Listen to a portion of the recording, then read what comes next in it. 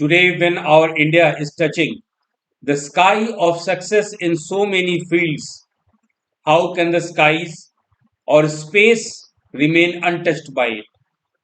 In the past few years, many big feats related to the space sector have been accomplished in our country. One of these has been the creation of InSpace. These are the words of our respected Prime Minister Narendra Modi in his मन की बात address. आज जब हमारा भारत इतने अधिक क्षेत्रों में सफलता की ऊंचाइयों को छू रहा है, तो आकाश या अंतरिक्ष उससे अछूता कैसे रह सकता? पिछले कुछ वर्षों में हमारे देश में अंतरिक्ष क्षेत्र से जुड़े कई बड़े कमाल हुए और इनमें से एक इन स्पेस का निर्माण रहा है। ये शब्द है हमारे माननीय प्रधानमंत्री श्री नरेंद्र मोदी जी का मन की बात के संबोधन में। Welcome to BPSC mains, doctor Rakesh Singh from KSIS academy Patna. पिछले सेशन में हमारा टॉपिक था कि जीएस में जनरल स्टडीज के पेपर में हम लोग 400 नंबर तक ला सकते हैं और एक हम लोग इंट्रोडक्शन दिए थे। साइंस एंड टेक्नोलॉजी का एक भाग होता है स्पेस टेक्नोलॉजी। स्पेस टेक्नोलॉजी में सैटेलाइट यानी उपग्रह के बारे में हम लोग जाने थे, मानव निर्मित उपग्रह के बारे में। आज हम लोग स्पेस टेक्नोलॉजी से रिलेटेड एक क्वेश्चन का एक मॉडल सैंपल आंसर आपको देंगे। तो चलिए हम लोग एक क्वेश्चन देखते हैं जो कि कई तरीके से पूछा जा सकता है। एक ही टॉपिक है इंडिया का अंतरिक्ष यात्रा, भारत की अंतरिक्ष यात्रा, भारत की अद्भुत अंतरिक्ष यात्रा, भारत की सफल अंतरिक्ष यात्रा, या India as a space power, India space odyssey, India space tour. तो कुछ भी होता है और इसी क्वेश्चन को कितनी जो है तरीके से घुमाया जा सकता है, उसको हम लोग पहले जरा क्वेश्चन देख लेते हैं। ये कुछ संभावित क्वेश्चन आपके स्पेस टेक्नोलॉजी में बनता है इंट्रोडक्शन पार्ट में, शुरू में हल्का फुल्का। पहला क्वेश्चन जो बनता है, जो आज हम लोग टॉपिक डिस्कस करेंगे, जिसका मॉडल आंसर आपको देंगे, briefly mention about ISRO's role in making India as a global space power. Bharat को वैश्विक अंतरिक्ष शक्ति बनाने में इसरो की भूमिका के बारे में संक्षेप में उल्लेख करें। एक तरह से यह क्वेश्चन बन सकता है। दूसरा क्वेश्चन बन सकता है, explain new space age and mention the challenges and opportunities for ISRO. नए अंतरिक्ष युग की व्याख्या करें और इसरो के लिए चुनौतियों और अवसरों का उल्लेख करें। इसी टॉपिक पे एक और तरीके का क्वेश्चन बन सकता है, comment on the role of ISRO in making India a space power and briefly explain on its proposed initiatives for the future. Bharat को एक अंतरिक्ष शक्ति बनाने में इसरो की भूमिका पर टिप्पणी करें और भविष्य के लिए प्रस्तावित पहलों पर संक्षेप में व्याख्या करें। देखिए, इसी जो आज हम लोग मॉडल आंसर डिस्कस करेंगे, इस पे कितने तरीके का क्वेश्चन हम लोग एक सेक्शन पे बन सकता है। What is India's plan to have its own space station and how will it benefit our space program. Bharat का अपना अंतरिक्ष स्टेशन बनाने की क्या योजना है और इससे हमारे अंतरिक्ष कार्यक्रम को क्या लाभ होगा। और देखिए, थोड़ा सा माइन्यूट चलते हैं। India has achieved remarkable successes in unmanned space missions, including the Chandrayaan and Mars orbiter mission, but has not ventured into manned space missions.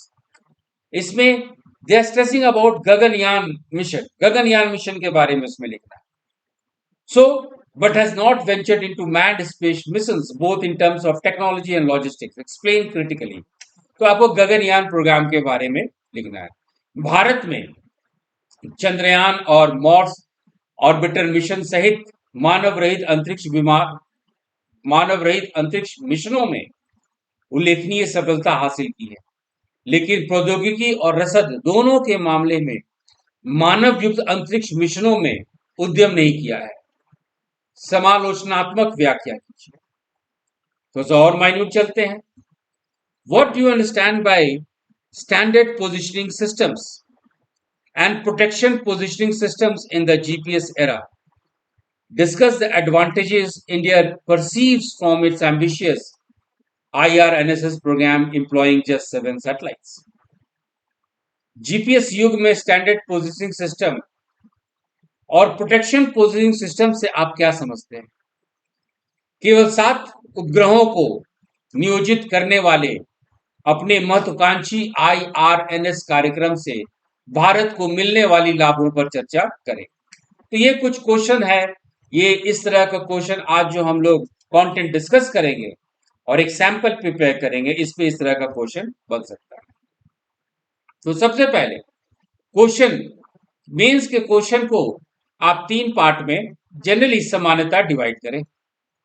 एक होता है इंट्रोडक्शन, यानी आप इसकी पृष्ठभूमि को बताएं, इस पे चर्चा करें। दूसरा main body of the answer, यानी क्वेश्चन का जो मुख्य तत्व है उस पे आप डिस्कस करें। मेन बॉडी, मुख्य जो है आंसर, मुख्य क्वेश्चन का आप जवाब दें। और तीसरा पार्ट होता है जिसको हम लोग निष्कर्ष कहते हैं, जिसको हम लोग कंक्लूजन कहते हैं। तो मेंस के क्वेश्चन को जनरली, अब क्वेश्चन के हिसाब से आंसर चेंज होता है, लेकिन समानता इस तरह के क्वेश्चन में जब ऐसे टाइप आप लिखते हैं तो उसको introduction, main body of the answer यानी मुख्य क्वेश्चन का मुख्य जवाब, रिप्लाई, आंसर, और अंत में चूंकि आप ऑफिसर बनने जा रहे हैं, अधिकारी बनने जा रहे हैं, तो एक निष्कर्ष होना चाहिए।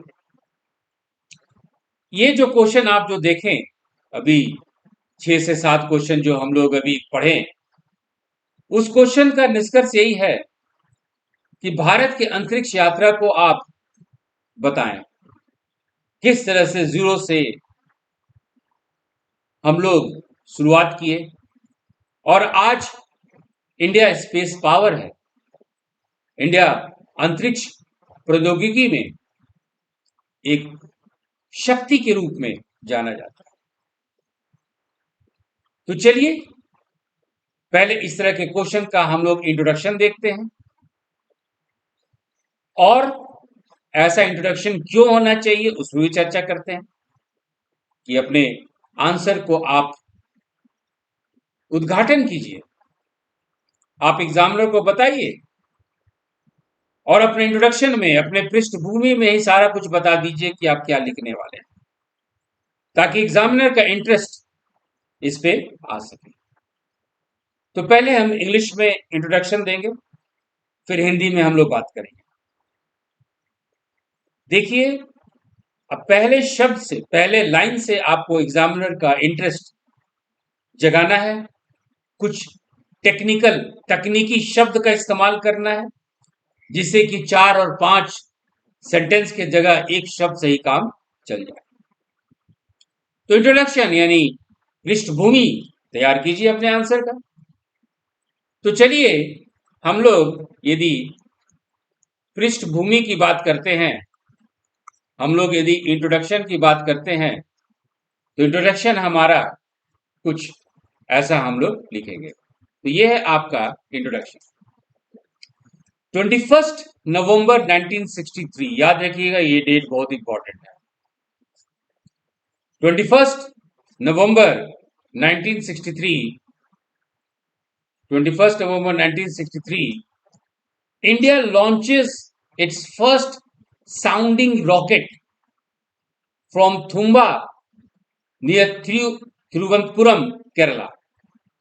This humble beginning from a village church ground was more than an initiative to probe the upper atmosphere, and it marked the launch of the Indian space program.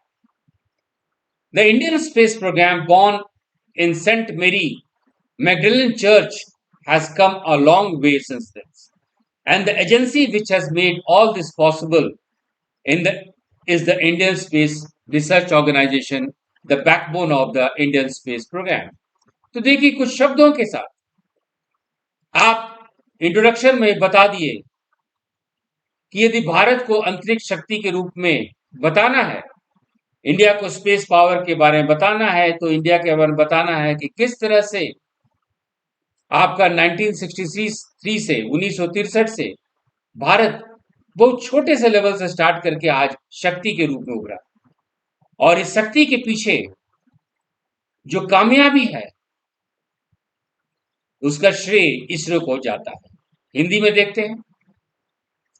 21 नवंबर 1963 भारत ने केरल के तिरुवनंतपुरम के पास थुम्बा से अपना पहला साउंडिंग रॉकेट लॉन्च किया।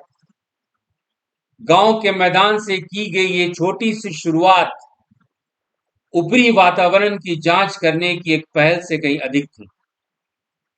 इसने भारतीय अंतरिक्ष कार्यक्रम के शुभारंभ को चिन्हित किया। सेंट मेरी मैगडलेन चर्च से शुरू किए गए इस अंतरिक्ष कार्यक्रम का लंबा सफर भारतीय अंतरिक्ष अनुष्ठान संगठन इसरो द्वारा तय किया गया।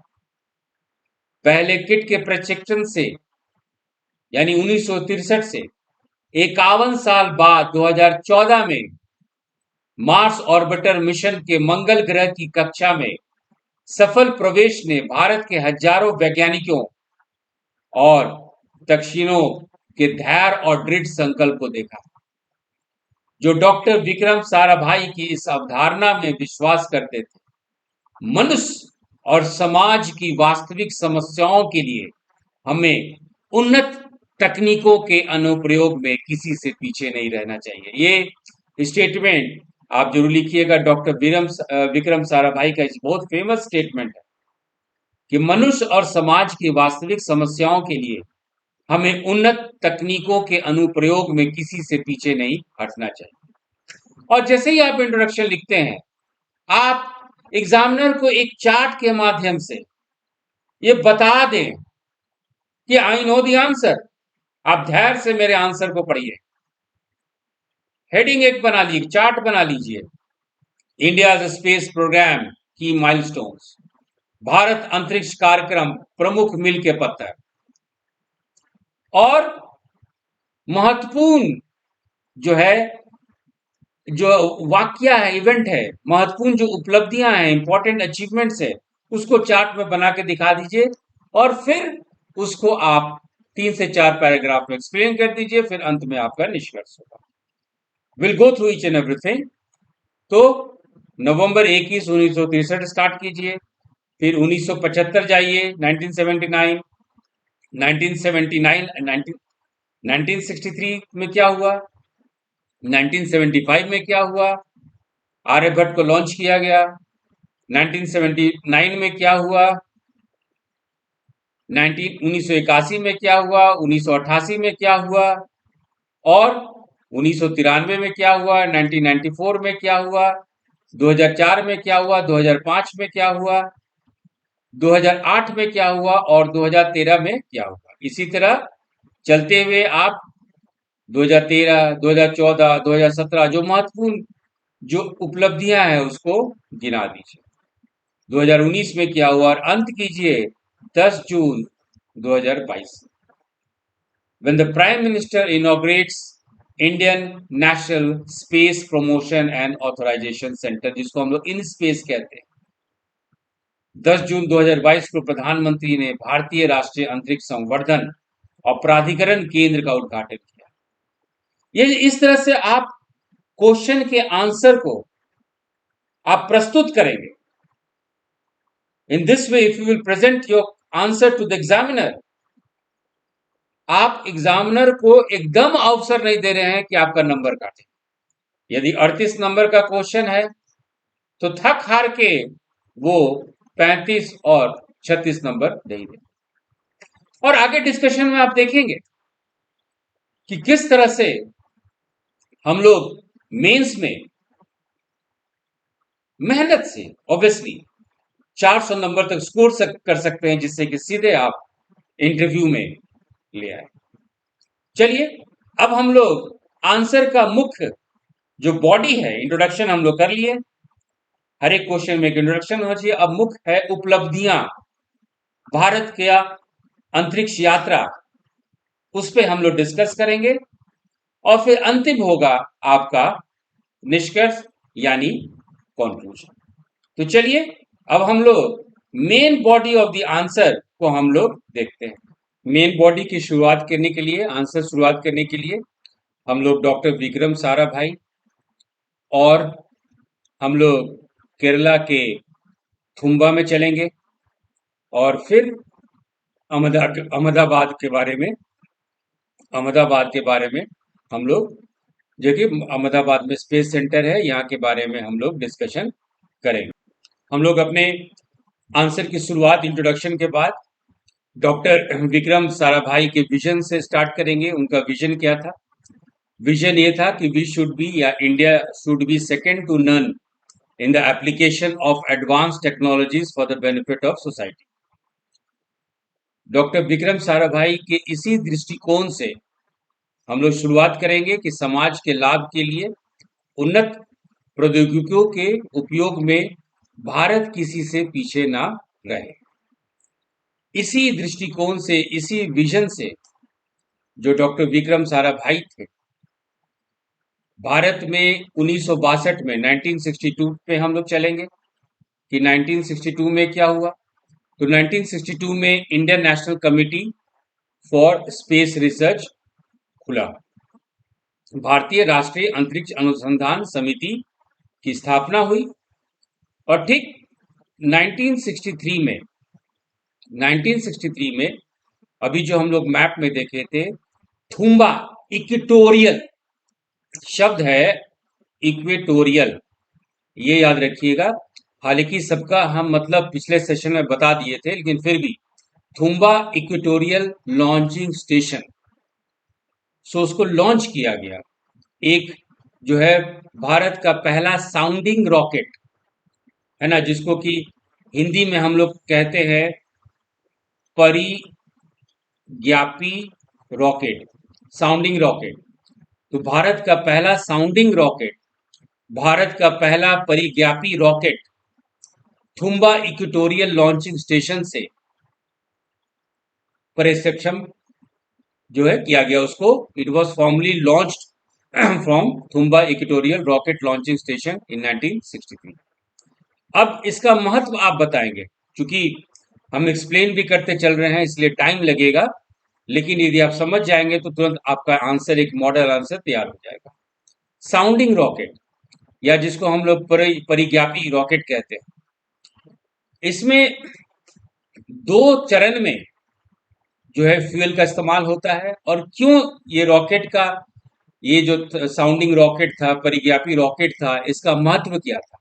इसका महत्व ये था कि अपर एटमॉस्फेरिक रीजन्स के अध्ययन के लिए भेजा गया था, मैंने ऊपरी वायुमंडल क्षेत्र के लिए भेजा गया था, ताकि वहां पे अध्ययन हो सके, अनुसंधान हो सके, रिसर्च हो सके। तो ये आपका जो है 1963 में, 1963 में ये साउंडिंग रॉकेट लॉन्च किया गया।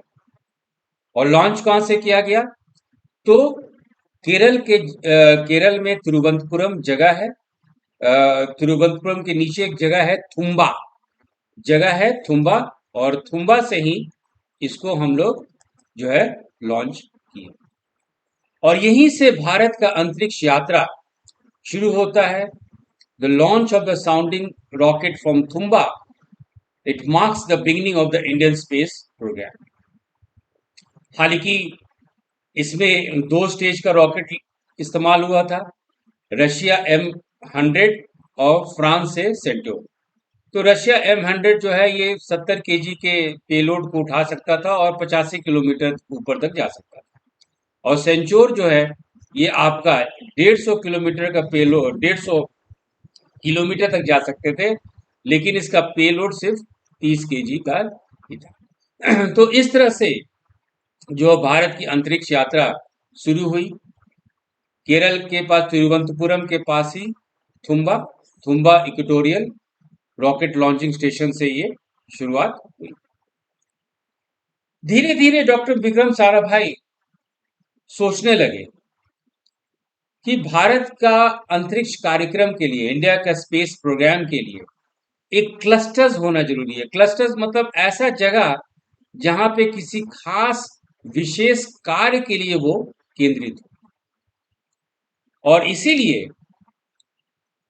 अंतरिक्ष विज्ञान एवं प्रौद्योगिकी केंद्र, वर्तमान में इसको हम लोग कहते हैं विक्रम साराभाई अंतरिक्ष केंद्र, इसकी स्थापना त्रिवेंद्रम में हुई।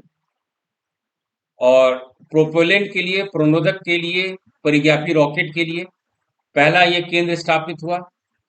फिर दूसरा आपका अहमदाबाद में पेलोड डेवलपमेंट के लिए या उससे रिलेटेड इलेक्ट्रॉनिक्स के लिए अहमदाबाद में ये स्टार्ट हुआ। अहमदाबाद स्पेस सेंटर का आपका ये हुआ। तो ये यात्रा आप बताएंगे।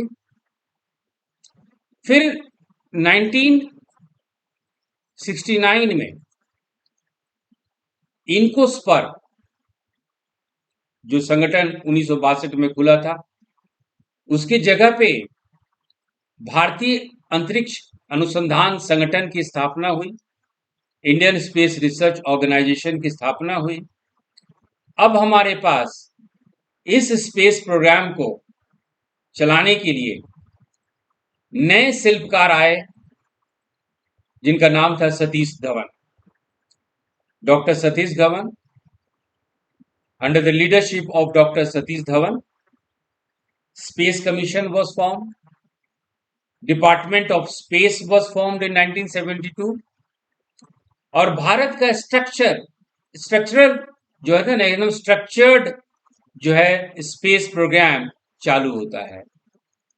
स्ट्रक्चर्ड स्पेस प्रोग्राम चालू होता है, जिसको आप हिंदी में कह सकते हैं सुव्यवस्थित अंतरिक्ष कार्यक्रम शुरू होता है। 1970 का दशक। अब आ जाइए, आप 1960 के दशक बोल दिए, बता दिए। अब 1970 के दशक में आइए। 1970 का दशक में हम लोग क्या हासिल किए? What we achieved in the decade of the 1970s? तो 1970s में इंडियन स्पेस का ये लर्निंग फेज था, सीखने का दौर था।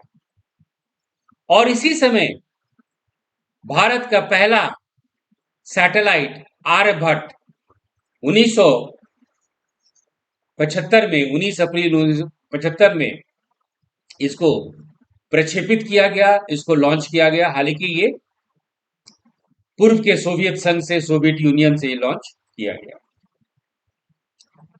आर्यभट्ट का महत्व क्या है, ये आपको आंसर में बताना होगा। Aryabhata led a firm foundation. Aryabhata led a firm foundation. ये फाउंडेशन ही नहीं, firm foundation. It led a firm foundation for successful Indian satellite programme.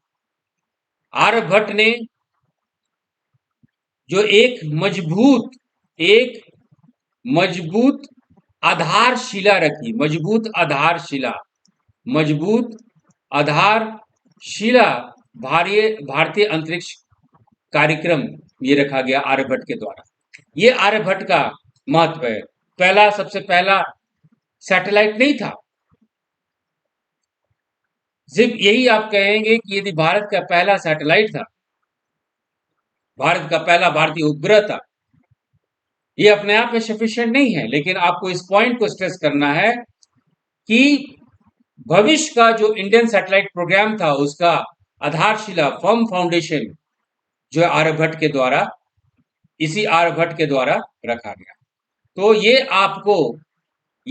आपको बताना है। फिर दूसरा स्टेज आया, जब हम लोग भास्कर 1 और भास्कर 2 इसरो के द्वारा अंतरिक्ष में छोड़ा गया। इसका भास्कर 1 और भास्कर 2 का इंपॉर्टेंस क्या था? It was remote sensing satellites. ये आपका सुदूर संवेदन उपग्रह था, जिसके बारे में हम लोग पिछले सेशन में डिस्कस कर चुके हैं कि सुदूर संवेदन उपग्रह क्या होता है। इस भास्कर 1 और भास्कर 2, भास्कर 1 एंड भास्कर 2 से भारतीय अंतरिक्ष कार्यक्रम को क्या मनोबल मिला? It provided us with a rich experience. It provided us with the confidence to build complex operational remote sensing satellites. यानी ये जो प्रायोगिक हम लोग भास्कर 1 और भास्कर 2 उपग्रह छोड़े, इससे हमारे को क्या मिला? हम लोग को पर्याप्त अनुभव मिला, हम लोग को विश्वास मिला कि नहीं, हम लोग भी जटिल पृथ्वी पर्यवेक्षण उपग्रह को अंतरिक्ष में छोड़ सकते हैं। और देखिए, इसका नतीजा ये हुआ कि भारत आज सुदूर संवेदन क्षेत्र में, यदि उपग्रह की बात की जाए, सुदूर संवेदन क्षेत्र की बात की जाए, तो भारत विश्व में अग्रणी है।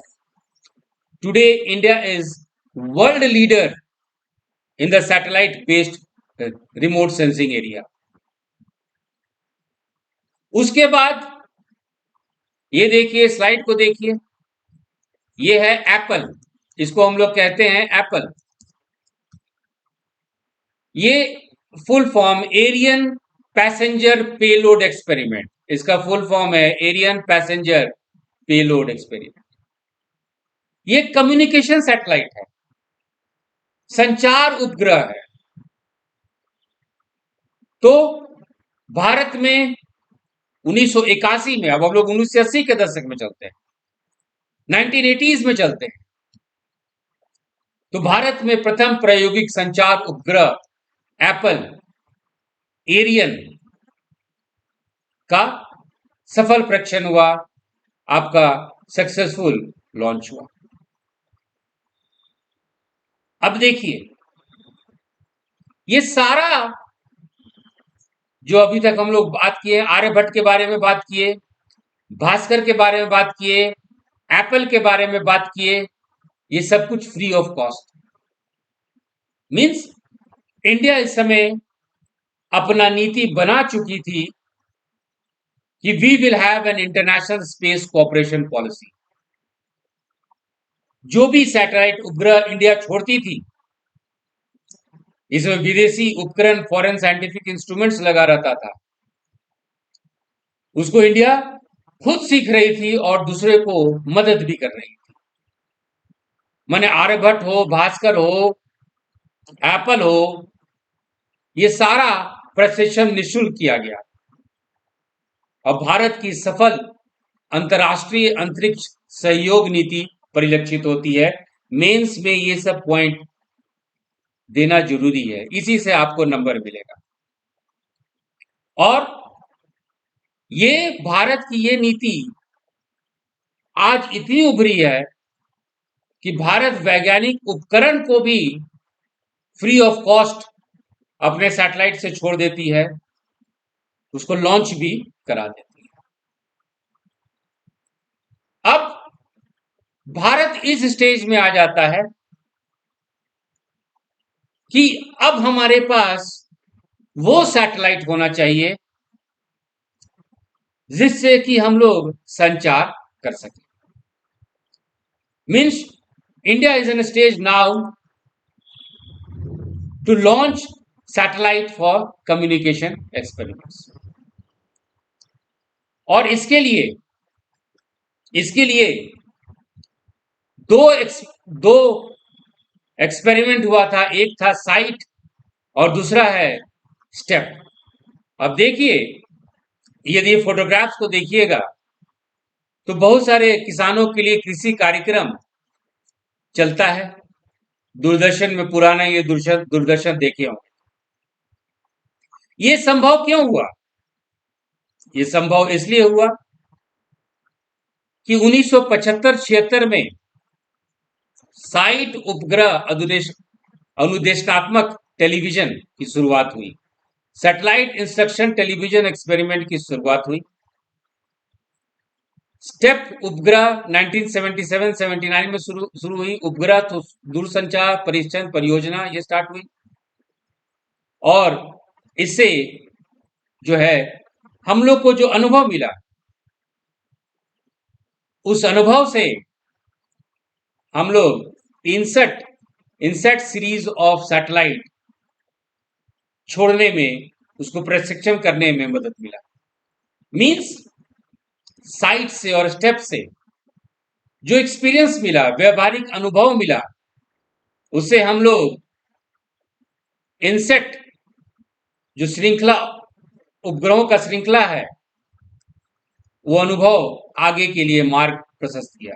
Mean it paved the way for INSAT series of satellites.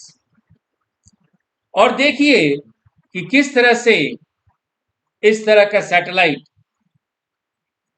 गांव के सुदूर क्षेत्रों में लोगों को एक कहिए इंस्ट्रक्शन, एक नॉलेज, एक ज्ञान का माध्यम जो है दिया। अब बारी आती है, रॉकेट छोड़ दिए, साउंडिंग रॉकेट छोड़े, आर्यभट्ट छोड़े, भास्कर किए, भास्कर 2 किए, एप्पल किए, साइट किए, स्टेप किए। अब बारी आती है अंतरिक्ष परिवहन के क्षेत्र में। आप यदि उपग्रह छोड़ेंगे, लो अर्थ ऑर्बिट में ले जाएंगे या हाई अर्थ ऑर्बिट में ले जाएंगे, पृथ्वी की निम्न कक्षा में ले जाएंगे, तो उसको ले जाने वाले रॉकेट के बारे में अब भारत को अनुभव लेना था। और इसी सेक्शन को हम लोग कहते हैं स्पेस ट्रांसपोर्टेशन डोमेन, अंतरिक्ष परिवहन।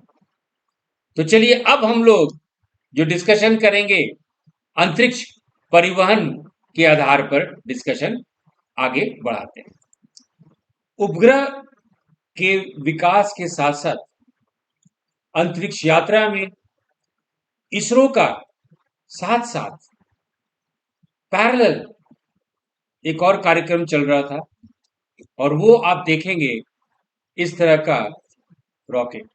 ये उपग्रह को पृथ्वी के कक्षा में स्टेशन करती है, प्रक्षेपण करती है। इसको हम लोग कहते हैं सैटेलाइट लॉन्च व्हीकल। इसको हम लोग उपग्रह प्रक्षेपण यान कहते हैं। और इसी से भारत का स्पेस ट्रांसपोर्टेशन डोमेन की शुरुआत होती है। अंतरिक्ष परिवहन के क्षेत्र में इसरो भारत प्रवेश करती है। 1980 में 1980 में पहला आपका ट्रांसपोर्टेशन डोमेन में SLV-3 होता है, जिसका फुल फॉर्म है सैटेलाइट लॉन्च व्हीकल। ये भारत का पहला indigenous designed satellite launch vehicle. इसकी खासियत ये थी, इसका परिणाम, इसका रिजल्ट ये रहा कि भारत के उद्योग और इसरो में एक नया पार्टनरशिप की शुरुआत होती है।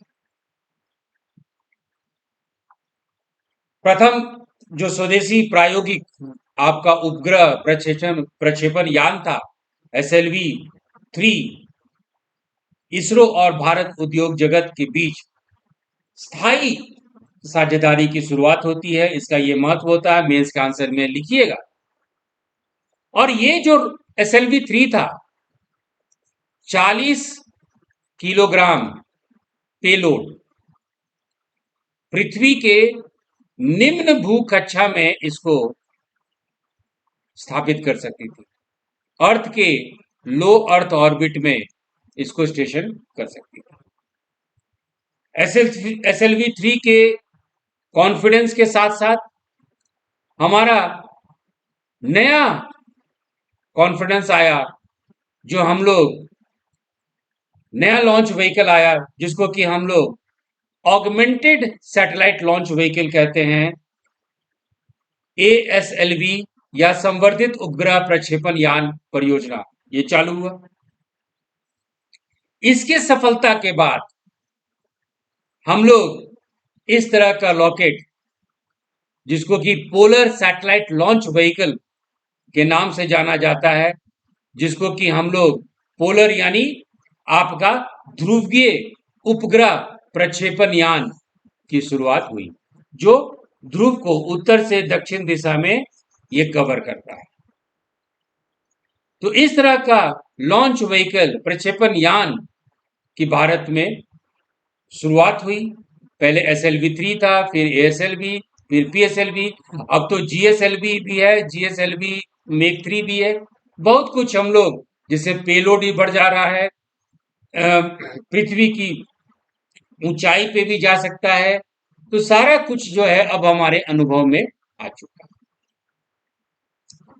पोलर सैटेलाइट लॉन्च व्हीकल ध्रुवीय उपग्रह प्रक्षेपण यान के सफलता से भारत को क्या फायदा हुआ? What we achieved? We achieved a series of satellite known as INSET 1B। ये देखिए INSET 1B है ये सैटेलाइट, ये देखिए INSET 1B है। ये क्या है? ये India first multipurpose operation satellite था, जो कि 1983 में 1983 में लॉन्च किया गया। इससे फायदा क्या हुआ? जो भारत में टेलीविजन का बूम आया,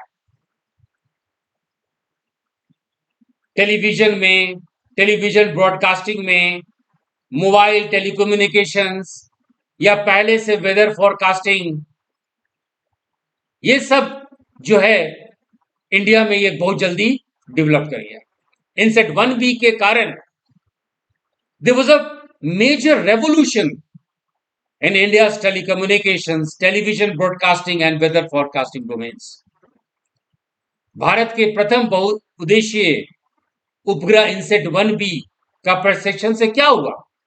दूरसंचार, दूरसंचार प्रसारण और मौसम पूर्व अनुमान के क्षेत्रों में त्वरित और बड़ी क्रांति आई। ये भारत के लिए एक बहुत ही गर्व की बात थी।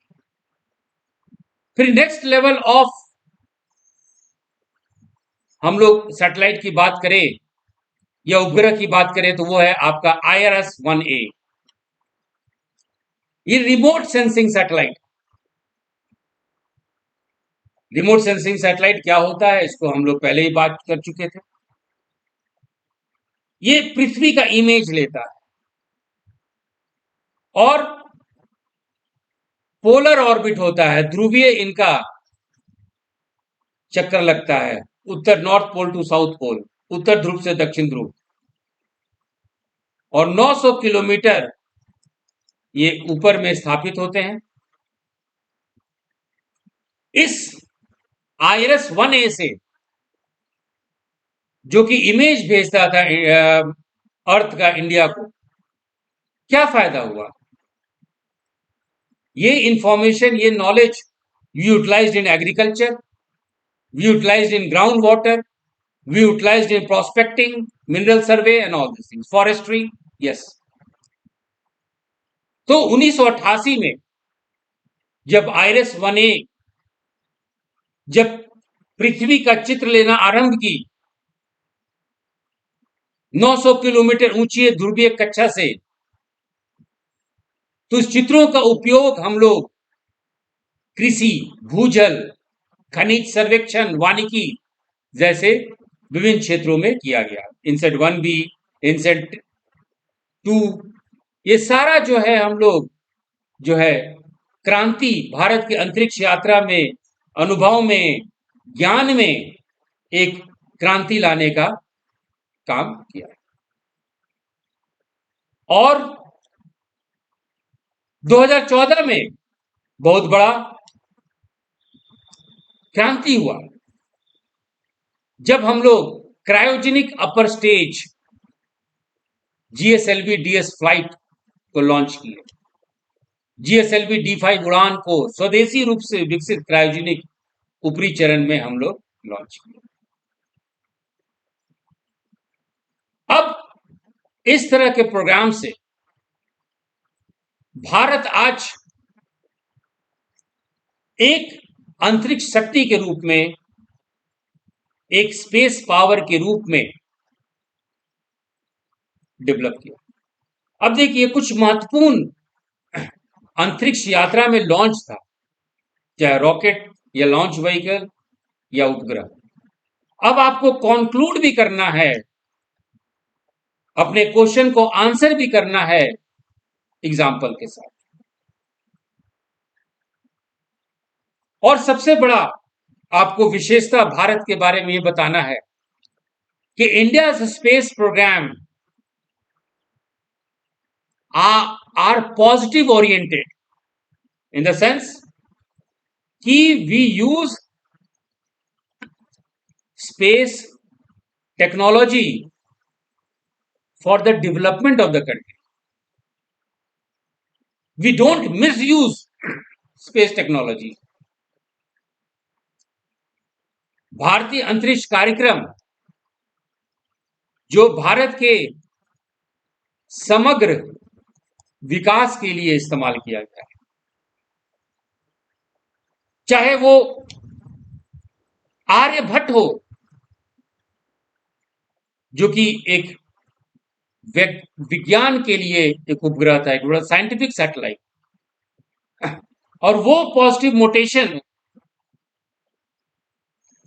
वो सकारात्मक सोच और अनुभव भारत को इस स्टेज पे लेके आ गया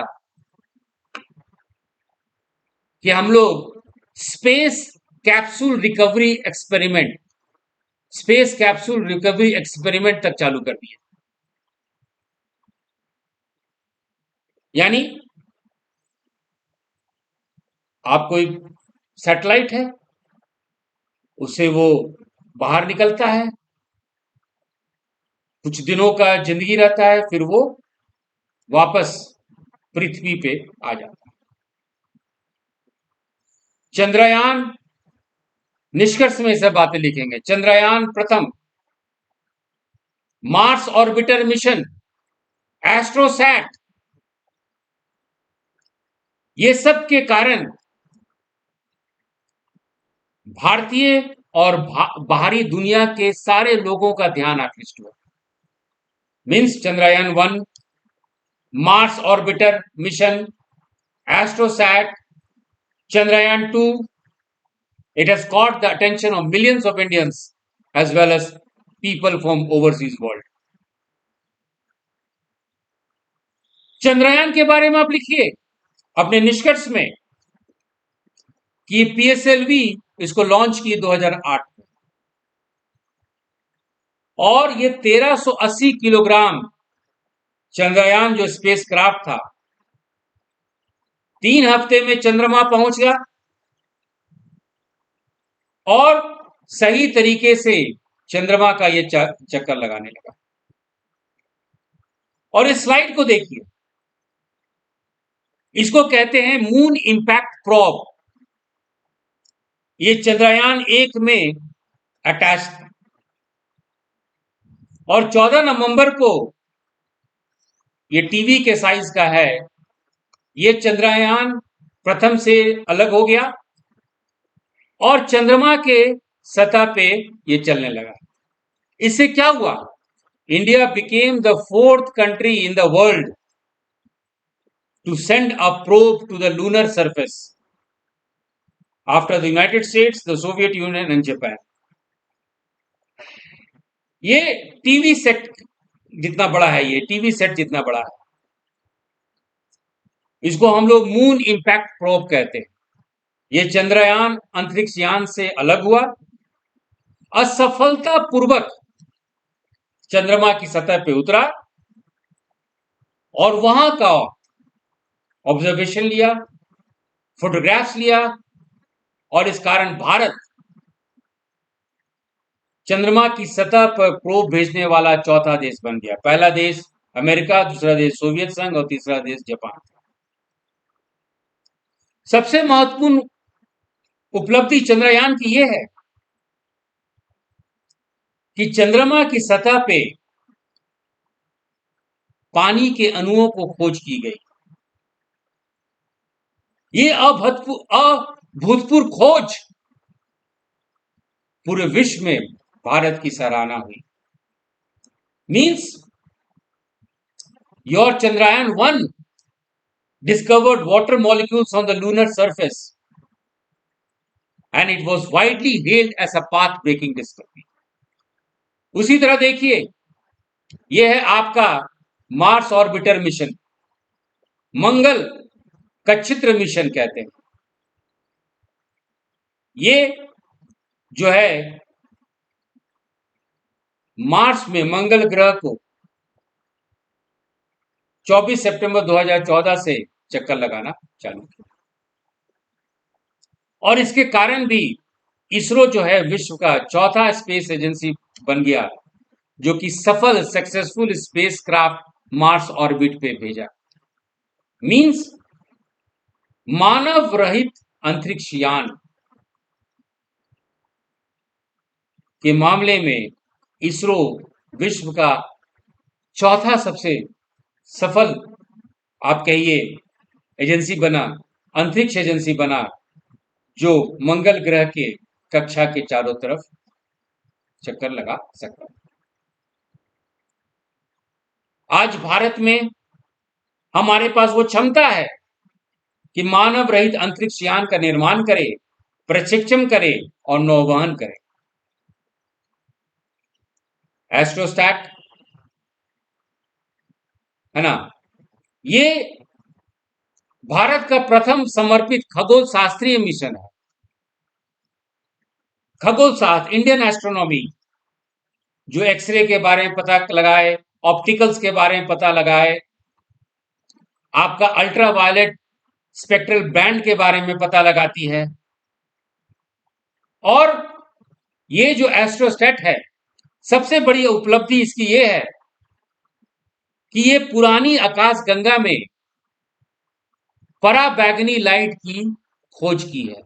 पुरानी आकाशगंगा में पराबैंगनी लाइट की खोज की है। ये बहुत बड़ी कामयाबी है। Means AstroSat, it has made a major breakthrough by discovering one of the earliest galaxies in extreme ultraviolet light. उसी तरह चंद्रयान 2 मिशन 2019 को सफलतापूर्वक प्रमोचित किया गया। प्रमोचित शब्द इस्तेमाल कीजिएगा, प्रमोचित किया गया है ना। On 22nd July 2019, India's second mission to the moon, Chandrayaan 2 mission, India's second mission to the moon was successfully launched. जिस तरह से जीपीएस है इंडिया में, वो आपका नाविक भी है। नेविगेशन विद इंडियन कॉन्स्टलेशन, इससे हम लोग को एयर ट्रैफिक मैनेजमेंट में हम लोग को नेविगेशन, समय की जानकारी, ये सब हम लोग को मिलेगा। और अभी तक हम लोग मानव रहित की बात कर रहे हैं, means unmanned space program. Ultimately Gaganyaan mission, Gaganyaan mission ये भारत सरकार 2018 में इसको अप्रूव की और ये मानव अंतरिक्ष अन्वेषण, ये सबसे बड़ी कामयाबी है। और इसमें मानव, India first manned flight to space, ये प्रोग्राम है। इसमें जो लोग जाएंगे, भारत उसका सफलतापूर्वक पैड अबॉर्ट टेस्ट कर चुकी है। पैड अबॉर्ट टेस्ट क्या होता है? पैड अबॉर्ट टेस्ट हम लोग हिंदी में प्रौद्योगिकी पैड अबॉर्ट परीक्षण कहते हैं। इसका मतलब होता है कोई आपातकाल हुआ तो मानव जो है रॉकेट, सैटेलाइट से कैसे बाहर निकलेंगे। और 2007 में हमारे अंतरिक्ष कार्यक्रम में एक नया जो है बिंदु जुड़ा, established a new horizon in 2007. एक deemed university, Indian institute of space science and technology, भारतीय अंतरिक्ष कार्यक्रम की एक बढ़ती मांगों को देखते हुए मानव संसाधन में क्षमता निर्माण के लिए भारत अंतरिक्ष विज्ञान एवं प्रौद्योगिकी संस्थान की स्थापना की। और अल्टीमेटली कोविड पैंडेमिक, कोविड-19 महामारी में हम लोग जूझ रहे थे और उसी समय हमारी इसरो जो है एक नया कार्यक्रम चालू की, जिसको हम लोग Indian national space promotion and authorization कहते हैं, Indian national space promotion and authorization centre in space. ये प्राइवेट एंटिटीज को भी अंतरिक्ष क्षेत्र में जोड़ना चाहती है। तो जब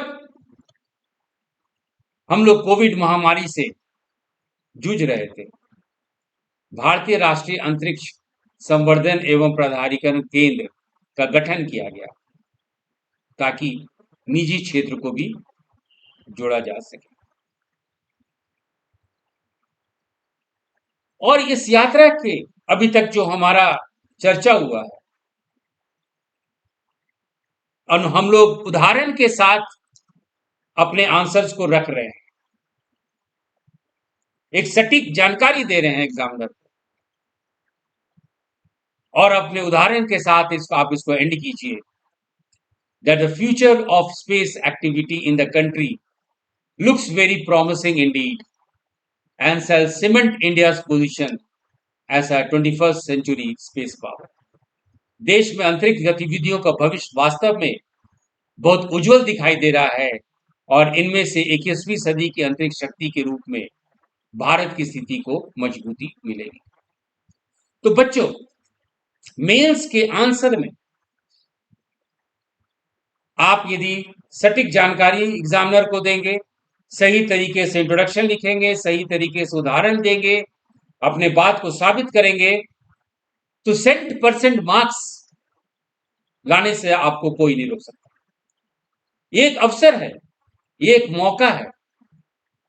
this is an opportunity for you to do well in the mains examination. आप जीएस मेंस में सही रूप से आंसर लिखें, सटीक जानकारी दें एग्जामिनर को।